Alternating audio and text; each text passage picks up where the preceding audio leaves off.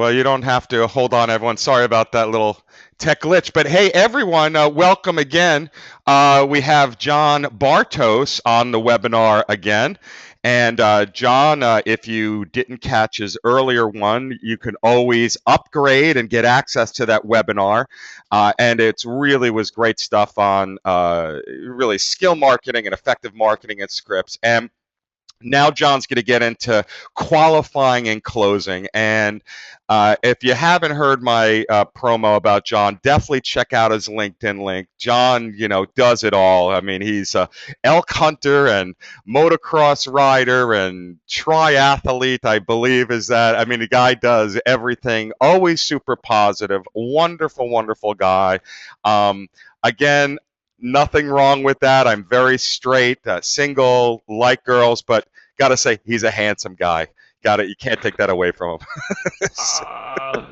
So, without further ado, I turn the session, the 5 steps to effectively qualify and closing, over to the one and only John Bartos.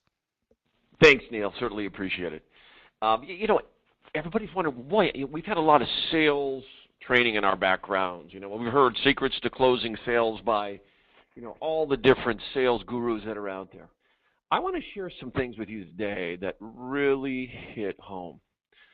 Do you remember the last time an offer went out, you for sure that the candidate was going to accept the offer, only to find out that the candidate didn't call you back for 2 days, and obviously when that happens, they didn't accept the offer? Or a time when the candidate accepted the offer and then a day later called you back and said, I'm going to take another deal. We've all had these horror stories of, we did all the work, we did the prepping, we did the brief, we found the candidate, we got the client excited about him, we took them all the way through the process, and we got some commissions on our mind. We're going to make some money on this thing. It's going to be a big $50 spread, or it's a big perm placement fee, and we're excited about it, and I need this money because I can buy a new car or whatever it's going to be, only to find out that all the work that we did went for naught. Quick story. First year in the business, 1999. It's October 19th, which is a Thursday. I had 7 deals, offers coming from my candidates. 7 offers. Again, it's my first year in the business. I did very well in my first year. Actually ended up billing about $750K in my first year from a permanent placement perspective. So I did fairly well my first year in the business, not knowing what the heck I was doing.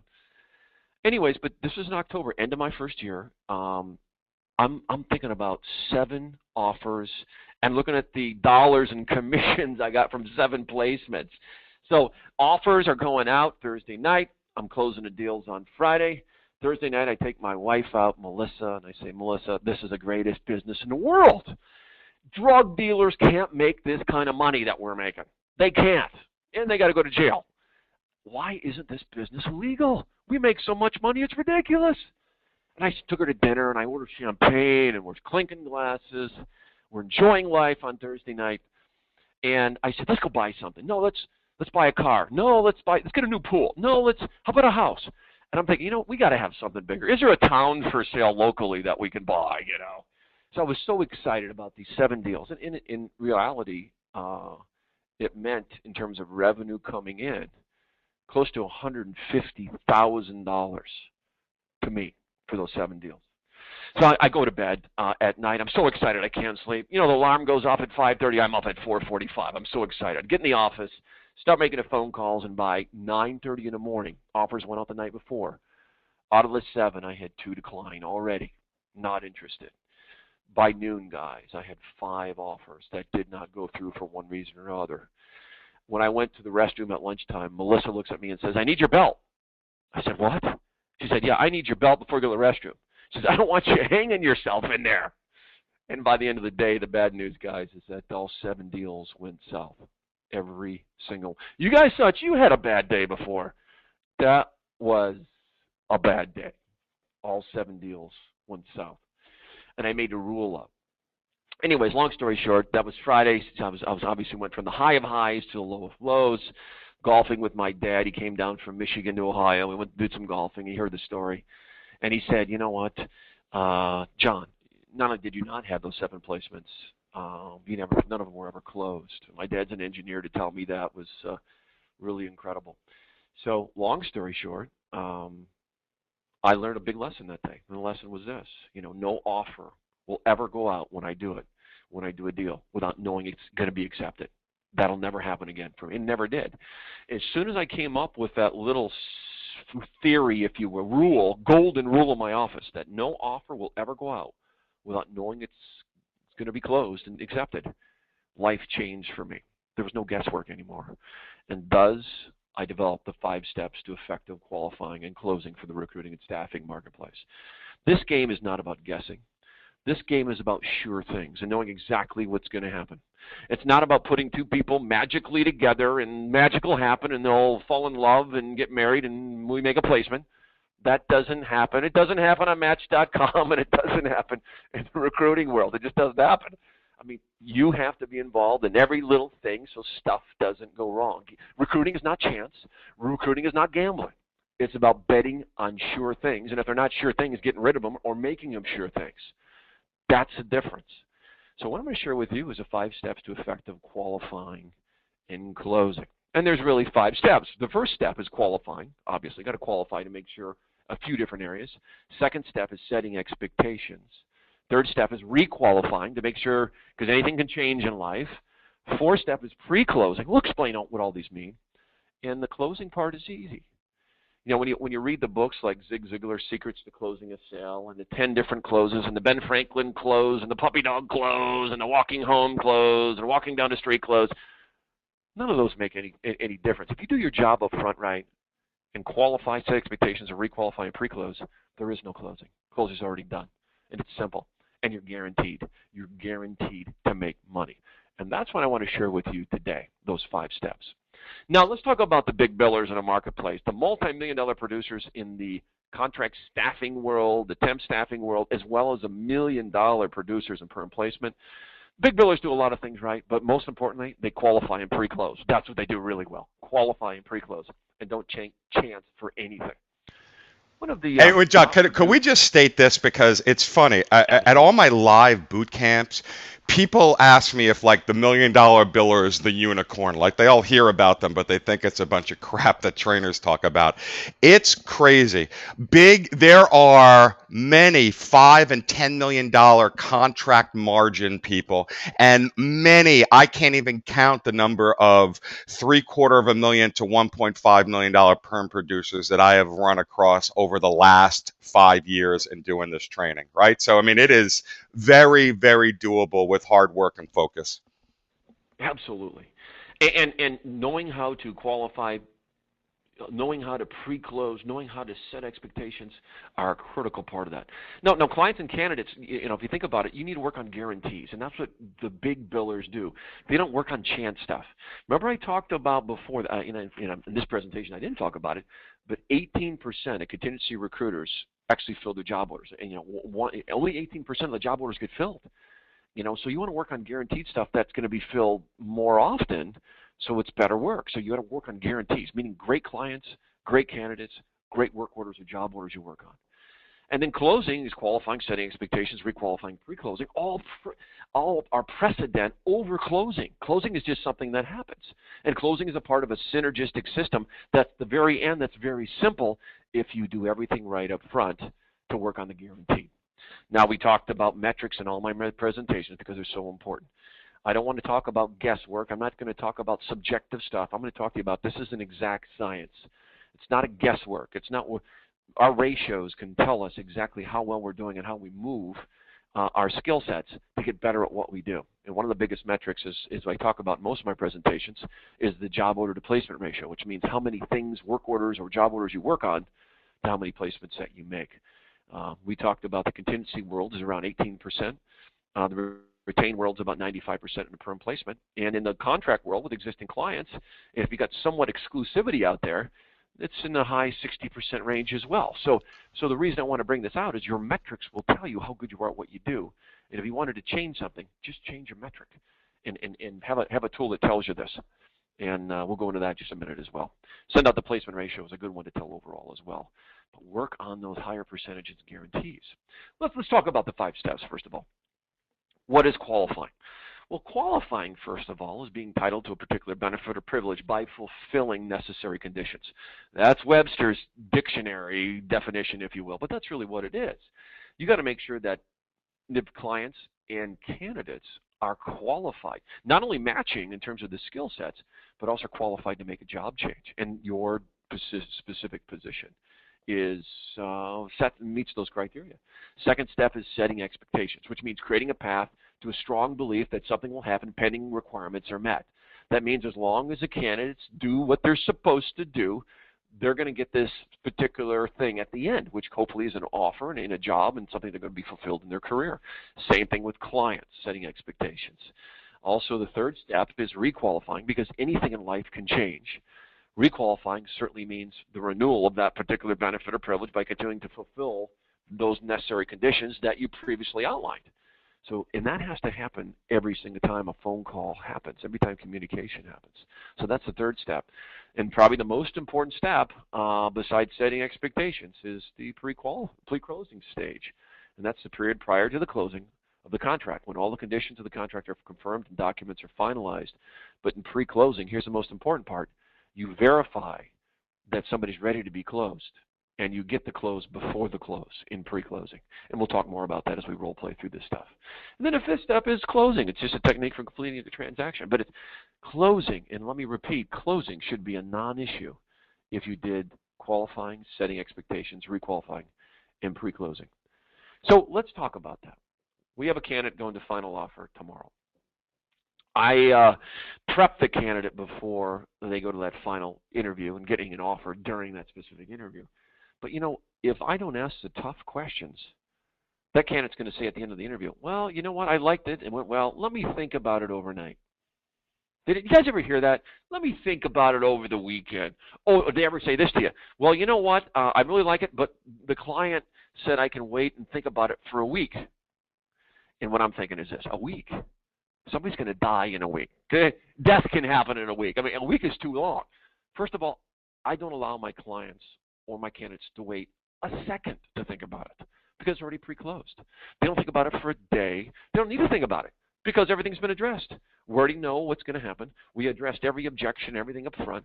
Every issue we've already addressed, so there's no reason to think about it for a second other than acceptance.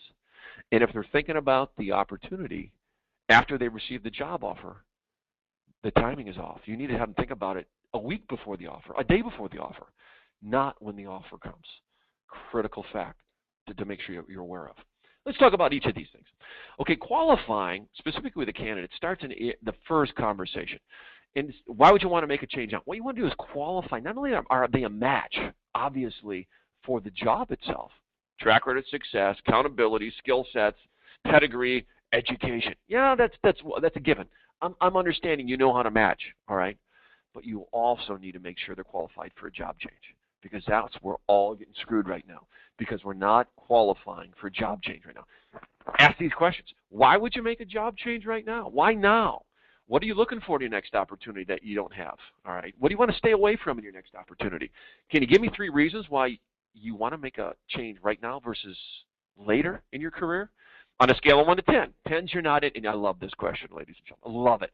On a scale of 1 to 10, 1 is you're not interested, 10 is you're ready to make a move now. Where are you in the process? And then obviously if they say an 8, okay, why are you an 8? What's it going to take you to a 10 to make a job change? And John, I wanted to add, specifically on the contract side of the business, so critical, this stuff, and people don't do it. Once they have someone that says, I'll do a 6-month assignment or a 9, they turn down jobs, especially on your engineering or tech when you have longer-term assignments. That's exactly the same as the perm side of the business. And even for the shorter-term assignments, the 2 months, the 3-month assignments, if you don't get in their head and ask these exact same questions, you're not closing from the beginning. And then when they turn it down or they take a different assignment from someone else, you're just selling in the wind. So extremely applicable. Yeah, and again, the goal is to higher percentages. In baseball, they look at your on-base percentage as the major percentage to take a look at. If somebody's batting 500, that means 1 out of 2 times they're getting on base. Guys, we need to move your success rate, the closing success rate, to 90% once they get there. So our goal is not the 18% side where we're closing, 1.8 out of 10. We want to get you 9 out of 10 closes. And these are the steps that we need to do to get you through, to close more deals, make more money, make your company larger, get your people better, get your bank account bigger. Those are the things. Another question, what would keep you from making a change in the next few weeks? What in your life is going on that would prevent you from making a change in the next few weeks? Now, the second step is setting expectations. And before the call ends, I always have my people to set expectations with communication time frame, meaning if I call you or email you or whatever communication that we use, when I'm going to hear back from you. We got to set that up front. You don't want to have somebody interview and then 3 days later call you back. Oh, yeah, I loved it. And then you're just trying to call them and you're a recruiter chasing something. So I have everybody agree on communication time frame, the method to communicate. Do you want to use text message? Do you on your phone? Do you want to use cell phone calls? Your landline? Do you want to use email? Do you want to use smoke signals? How do you want to communicate? I need to figure it out. Whatever their communication strategy is, you need to figure that out specifically. And by the way, I'll tell you something. Based on their generation, silent generation, baby boomer, X-gen, millennial, their communication method is probably going to be different. Baby boomers are going to want email and phone calls from a landline. You're going to get an X-gen, and they're going to be more email and text messaging. And millennials, which is under 28 years old today, they're all going to want text messaging. And maybe even messaging on instant message services and Facebook and social media sites like LinkedIn. So communication, figure out what it is and use that communication method effectively, but agree on it. They got to know the interview process that you're going through. They don't want to have expectations unrealistic that it's going to go faster than it really actually is, or slower, and it happens too fast and not available. So make sure the interview process for the position is known up front. Compensation to accept the job. On my very first call after a candidate is qualified, I get the compensation, I can accept the job, and put it in stone. Because what you don't want is salary creep going on. You go through the interview, they find out more about it, they think the client loves them, you tell them as a recruiter, oh, the client loves you. Not likes you, they love you. You're the best candidate they've seen. They get dollars in their eyes, and they start asking for more and more and more. They want more money, more money. And to stop that from happening, set the expectations up front. Set the expectations up front on compensation to accept the job, and then open and honest communication. Now, one of the things I do that's kind of unique is have the ability to accept the job on their behalf, pending the final interview goes well. And by doing that, you're getting them used to right away, getting them used to them knowing that you're going to get everything done before that final interview. So there is no thinking about the job. There's no thinking about it for a day, an hour, a minute, a week, a month. They're not doing that. They know right away that you're going to have the ability to accept on their behalf. So all issues must be addressed before that final interview. Now, the other step going on, the third step, is requalifying. Now, every communication, something could change, obviously. Life could change. So some questions you need to ask candidates: has anything changed in your life that would cause us for some concern in making a change? They could say, yeah, my wife got promoted. You know what? My husband just took a new job. You know what? My kids just got the special soccer team, travel soccer team, or baseball team, or knothole. Anything can happen. So ask those questions on a scale of 1 to 10. And 10 is that you're not interested. 10 is you're ready to accept. Where are you? And what do we need to do to get you to the 10 if it's not a 10? So make sure you requalify every communication you have. And there's a sheet I use for this called the Candidate Requalification Sheet, which is after the first interview. Please email me, jbartos@truestaff.com, or John, Jon, at rpm-usa.com, Jon at rpm-usa.com. And no E on the true, TRUSTAFF. Absolutely. I will send you my candidate requalification sheet. But it basically covers interest level, other stakeholders, other opportunities on the go that they have. Requalifies on compensation. Are they willing to relocate? Requalifies them specifically if they're ready to close or not, and brings out any hidden or objections that you don't know about, which I love this little form, by the way. But it allows you to find that information out. Yeah, really, John. I mean, right? It's nice and simple. You're just basically taking the approach that every deal can and will fall apart if I don't intercede or do something about it. And what never ceased to amaze me, I mean, I love your whole accepting on my behalf. That is a big thing I've always trained all of my direct recruiters on, and people think it's pushy or they're never going to let you do it. I almost never had anyone not let me do it. And anytime a recruiter would come to me and say, oh, and they get all upset at the candidate, oh, they just took another job. Did you know about the other job? Oh, they ended up taking a counteroffer. Did you know that they were considering a counter? I mean, If you don't ask, you don't find out, right? I mean, but Uh, it's everything that could come up there. Assume something is going to happen. Yeah, I mean, assume the worst. and always, and my whole premise of going into this is you got to control every detail and leave nothing to chance. Because it's that one little detail that you're leaving to chance that'll come back and ruin the whole thing for you. And again, we're about working on guarantees, not chances. You want to go to Vegas? That's chance. Go gamble. I mean, Yeah, and you take don't come your across you don't come across as sounding paranoid. Some people are worried about that. Am I going to sound desperate? No, you're doing your job, and you don't have to say it from a panic perspective. I mean, it's the same deal with fall offs. I had a fall off. Well, did you ask them if they were considering leaving? Oh, I didn't want to put that idea in their head. Are you kidding me? You think you have that kind of power over someone's life that they're loving their job, and you're going to say that and like, you know what, Neil? I think I will leave. Right? You ask, and then you'll hear, well, not really. Okay, when you say not really. But again, we don't panic. We just constantly ask those questions. Yeah, and you sound more professional when you do it as well. You're doing a more professional job than the rest of them does, and in turn, you develop a better relationship building. Yeah, let's jump on to pre-closing. I mean, the two most important steps in this whole process, from my opinion, is setting the expectations up front so they know how you work and their role and your role in the process, and agree on things to work forward, how you're going to work forward, going forward, but also pre-closing. And as I talked to you about before, my office, and always has been, no offer ever goes out without knowing it's going to be accepted. And it's something like this, and there's a great little line I put in here. As I mentioned in the beginning, no offer will ever go out without knowing it's going to be accepted. We look terrible in front of the client's eyes when that happens. So if I get you, the $120,000 plus a 20% bonus, can I accept the offer on your behalf? And here's what I'm looking for here. I want to ask a question. I don't want to hear no. I don't want to hear which means no, by the way, for all those folks who don't know what groveling and then no answer. It means not yet. I want to hear yeah. You certainly can, which means to me that all issues are addressed. By asking this question, it's going to tell you if there's other issues outstanding, and that's why you're asking this. And so let's say if they say, well, my next question is, obviously there's something else that's stopping you from going forward. What would that be?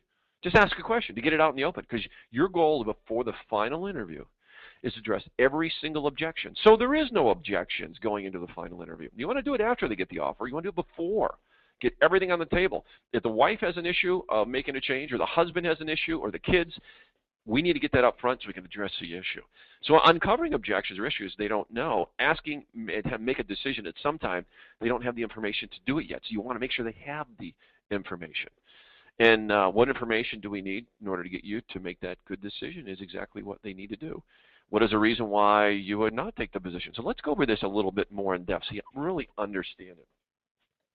So if they came back after I asked this question, if I get you the 120K plus 20% bonus, can I accept the offer on your behalf? They said no. I'm going to say, well, why wouldn't you accept the offer? What information do you need to give you that information to say yes or no? Either they're going to give me the objection right there, or I'm not going to let them go to the final interview and I do a takeaway close. Guys, I love takeaway closes because they work where they work. Here's what I'm going to say. No, John, you can't accept the offer on my behalf. And I said, okay, Tim. I understand that, but I'm not going to waste my client's time, the plane flight, my time. It doesn't sound like this is the right opportunity for you. If I can't find out what the objection is, I got to pass on you for this opportunity.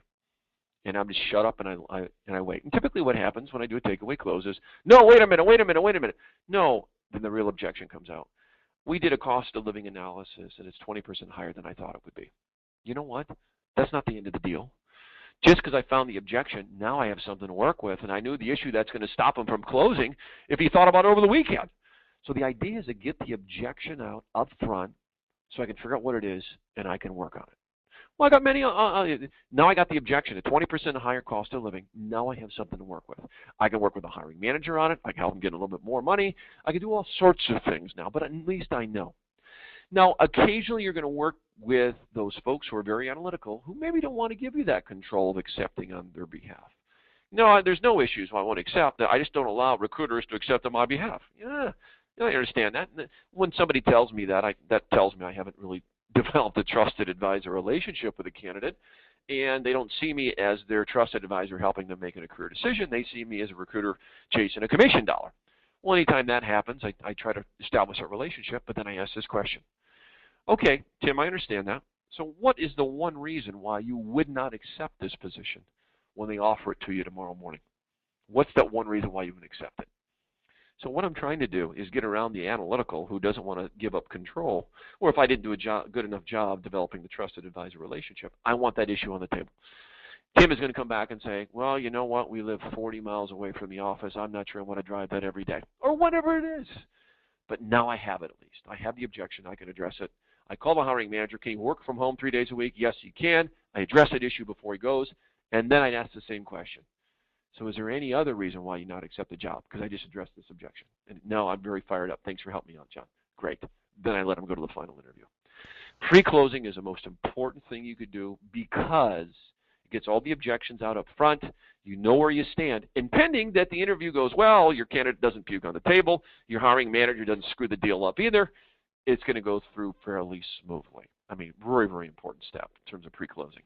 And you're going to know there's a problem, and all you need to do is work with the client to overcome, certainly, that objection. You know what? And I want to say this. We have a question that came in, and there's lots of questions, but email John directly is how we're going to handle that on this. But, you know, the issue is, you know, well, what happens if they really resist? What's in it for them? And, you know, how do you not sound pushy? Well, the answer to that really is they could still take their time. I mean, your job is to plant the seeds and to close them. Well, I always take a weekend to think about it.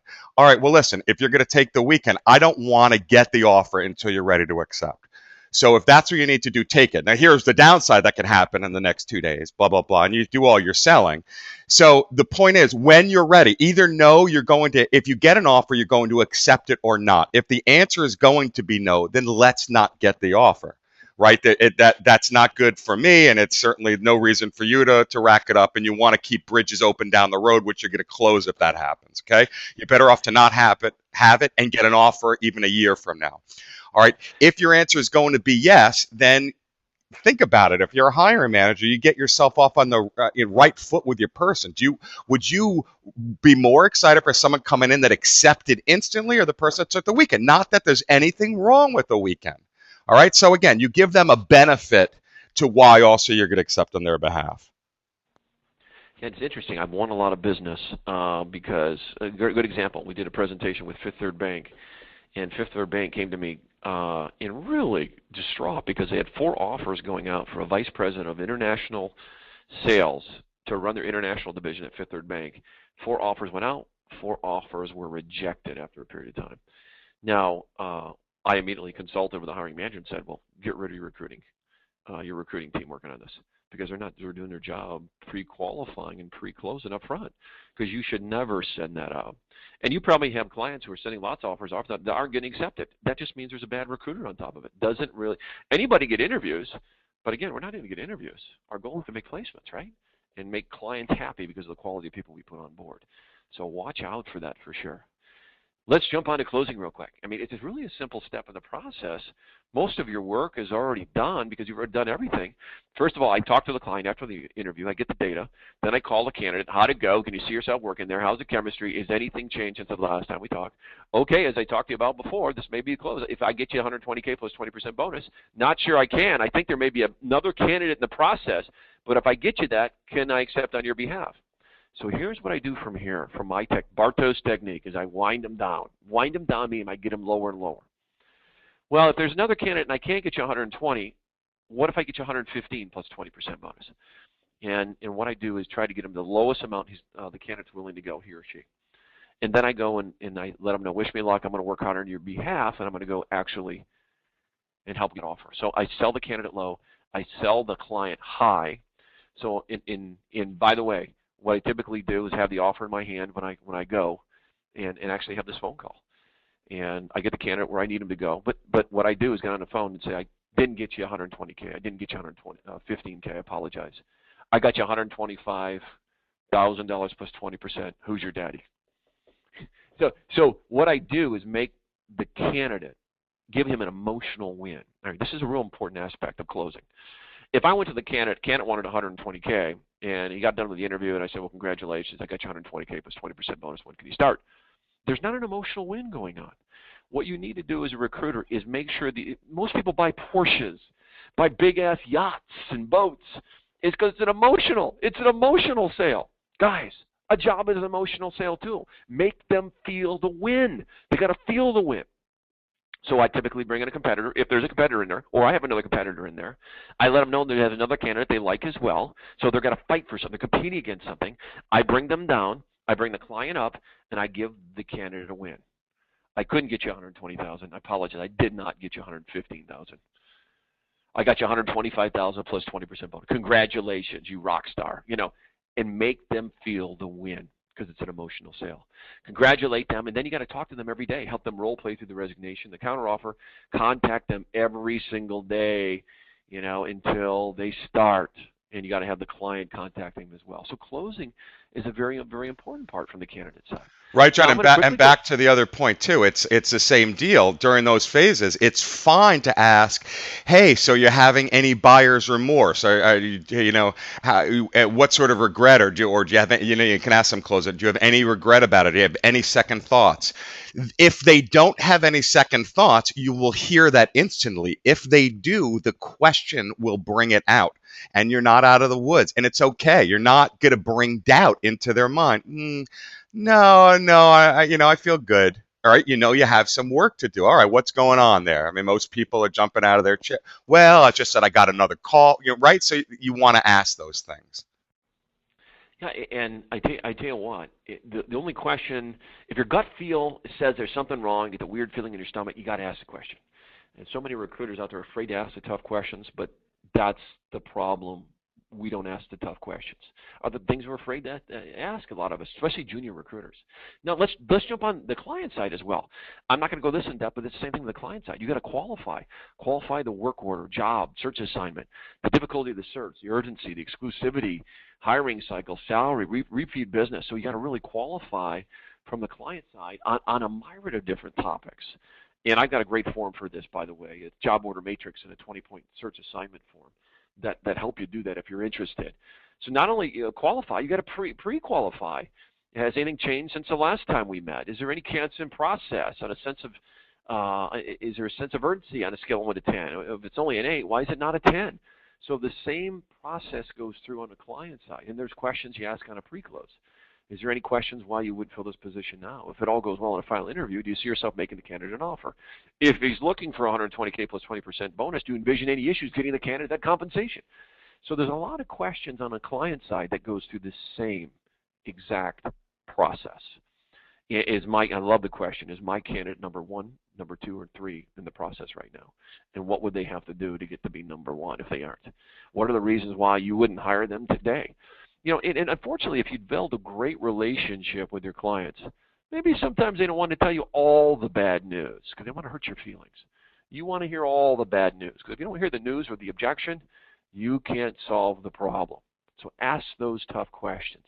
And the close is simple with the client side as well. If the final interview goes well, can I pre-close a candidate on an offer after the final interview at 120K plus 20% bonus? I mean, it's really making sure you're working with the client in conjunction with the candidate to make sure all this happens. John, I gotta say, I love that. I mean, on the contract side, you hear they paid the last person I had in the position $50 an hour, and this person was asking for 50, and now they came up with 45.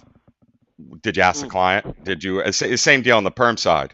Well, they came in. I can't believe it. They came in at a lateral. Well, how did you not know that? Or did you ask those questions that you're just talking about here?